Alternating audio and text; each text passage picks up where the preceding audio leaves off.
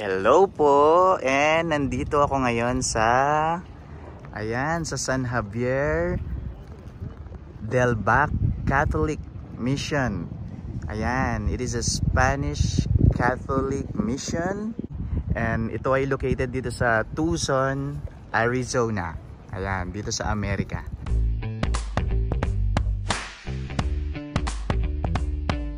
Ito ay rich when it comes to history. It is a national historic landmark founded in 1700s by Father Eusebio Kino. Ayan, nag-google yan. So sa mga Catholic like us, so it is one of the parang ang lawak dito. Isa to sa mga tourist destination dito ng mga believer. Ayan, mga Christian, mga Catholic. Ayan, so talagang napakaswerte natin at tayo ay nakapasyal. Saka grabe 1700s pa. So isa ito sa mga pinakamagandang pasyalan dito sa Tucson, Arizona. And right now ito, napakaganda ng church. Ayan, may mga cactus sa gilid. So doon hindi ko lang alam, pero parang pwede mong lakaran. I'm not sure. Tingnan mo yun, no? Parang may mga umaakyat doon sa bundok going to the cross. Makikita niyo yung cross doon. Feeling ko kapag umakyat ka dyan makikita mo yung napakagandang view.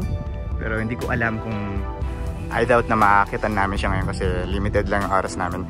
Pero yes, eto, pasok tayo dito sa church. Ayan, thank you Lord dahil kami po ay nakapasyal. Wow! Look at the beauty of the church. Ang ganda.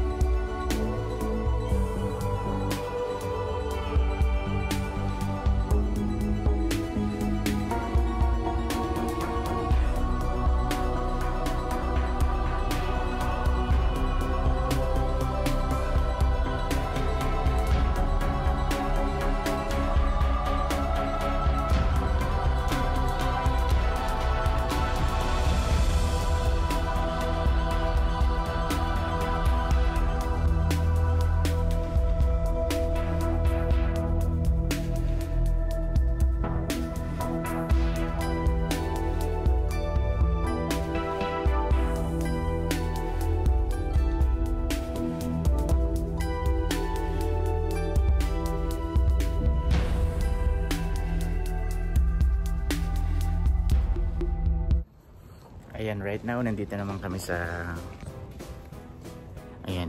gilid ng church. So makita nyo dito ang lalaki ng mga cactus. Ayan, mga cactus na malalaki. Then mga ganito, ayan, yun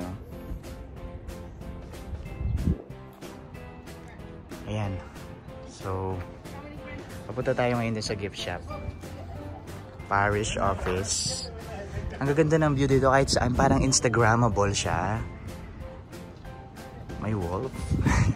So, ayan. Prayer of peace, ganyan. Ito yung gift shop. So, pasok kami dyan. Then here, ayan ang ganda ng mga tanawin dito.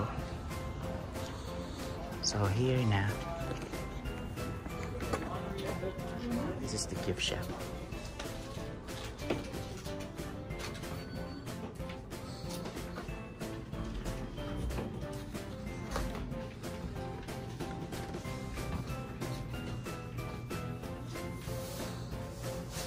Ganda. Yan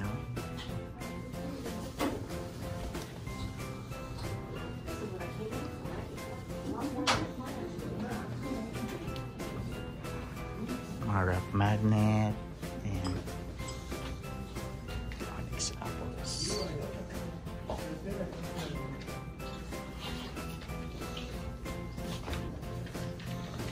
You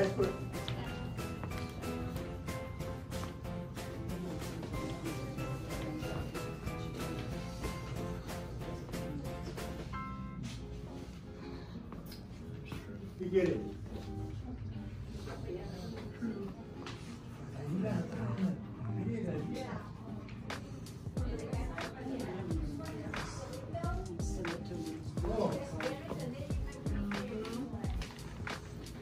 That was easy. 27. Mga grocery. Ayan. Ang cute. Ang ganda. Ang cute ng mga parang mga angel like pin.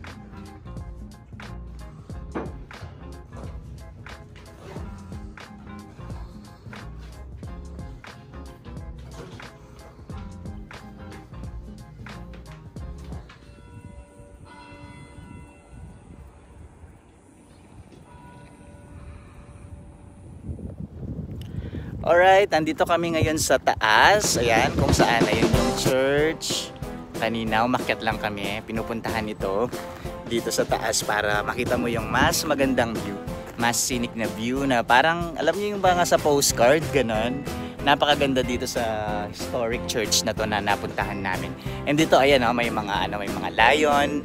Ayan, 'di ba? Simbolo ng ng kalakasan, ganyan, simbolo ng pagiging matatag. And dito, we cannot actually go upward pa kasi mainit, pero ayun, you can go to that parang yung cross, then doon mas makikita mo sigurado na mas maganda yung view. Pero dito pa lang sulit na. Ayan. Mainit pa kasi ngayon sa Arizona kaya mahirap yung yung lakad ka ng lakad. Pero syempre, konting tiyaga para makita mo yung mga magagandang puntahan. But alam mo na, it reminds me of Jerusalem. Although di ba ako nakapunta doon. Pero parang ganoon yung mga rocks, ganoon yung formation. Napakaganda dito. Pumunta kayo dito kung kayo ay nandito lang sa Arizona. Isa to sa mga tourist destination. Especially, syempre kung ikaw ay isang Katoliko. Ayan, yung mga Christian, mga believer. Okay, syempre, of course. Let's go! A little longer than a few minutes later. Hi guys, welcome to San Javier Plaza Arts Crafts Snack Shop. Ayan, 1959 pa to, mga lodi. So nandito pa rin kami sa Tucson, Arizona. And here we go, papasok na tayo. At sana hindi po magulo ang aking pagbibideo dahil wala akong tripod. 1959 and what is that? Coyote Kitchen and Gift Shop. Alright, this is something like this.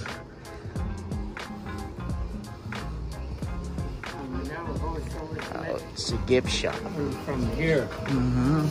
See right there, four state come together? Yeah. It's called Four Corners. And make all of these. Navajo reservation, Navajo trade. So I make rings, necklace, earrings, and bracelet. Wow.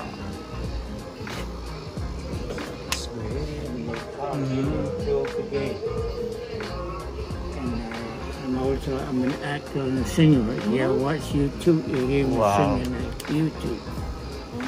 So this is one of the store for the souvenirs dito sa San Javier. Ayan. So maraming mga Spanish influence and I think mga mga kasuotan nila, di ba? Ayan. And parang kultura sa atin sa Pilipinas pero it's a different thing.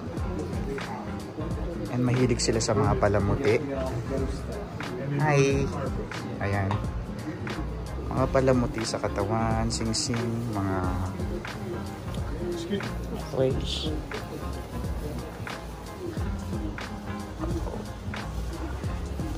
It's nice. The artworks. So this is kitchen and gift shop. Oh, you must like it here. It's a gift shop. Wow. Alrighty. Ang gaganda dito. Ayan o. ornaments.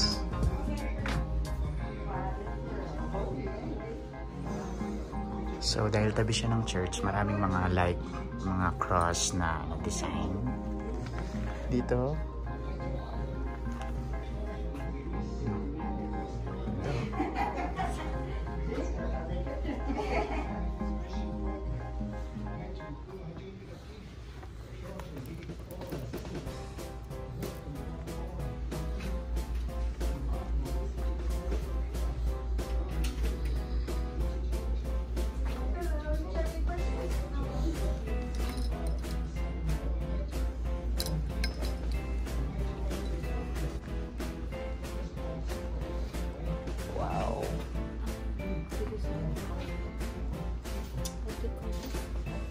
Alright, ayan. Tapos na kaming mamili. Ayan. $1 nga lang ang pinamimili, pero grabe, ano naman, sulit na sulit. And I got this one. I don't know if it is more of like a Lucky Charm, pero ayan, nabili namin siya. Nabili ko siya dito sa Arts, Crafts, and Snack Shop. Bye!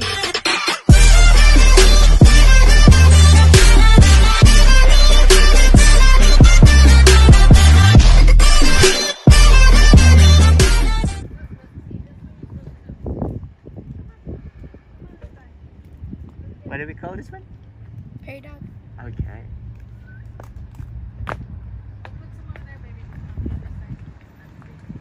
Oh, look at that.